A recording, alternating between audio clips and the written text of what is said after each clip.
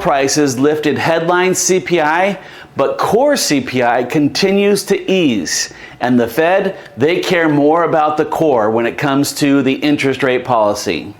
But even with 30-year mortgage rates above 7%, home prices continue to move up month over month.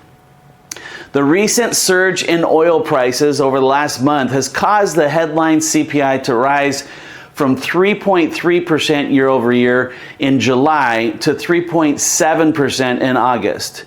But the core CPI, which excludes the food and energy prices, dropped from 4.7% to 4.4%. So the Fed, they care more about this core number, and this is great news for us in the mortgage world. But we're still a ways from the Fed's target of 2%. The PPI, it came out this week. It showed a similar rebound to the consumer price index, and for the same reason, oil. The headline PPI jumped from 0.9% year over year in July to 1.6% in August. Keep in mind, it was at 0% a couple months ago. So this is going up and is having an effect on inflation. Retail sales, they came out this week.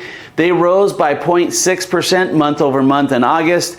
But again, oil, if you take out the gasoline prices that have gone up, retail sales were only up 0.2% month over month. So just keep in mind that those high gas prices, they do affect the retail sales more than you think.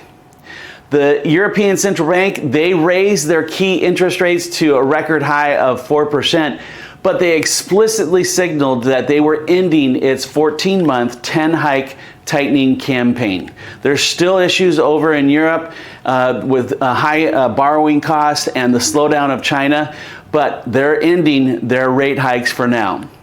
The Fed here in the States, they're going to meet next week and make a decision on the rates going forward on September 20th. The market overwhelmingly expects the Fed to keep rates steady, no rate hike at all. But will this just be a second skip, or will it be a full stop? So the market, they're kind of going to parse out Powell's comments in the press conference and look for any sign that the 18-month tightening campaign is over. Finally, mortgage rates stayed pretty steady this week. The average Fannie Mae rate is at 7.24%, up slightly from last week at 7.2%. I will be available this weekend. If you have any questions, please feel free to call or text me with any questions that you might have. We'll see you next week.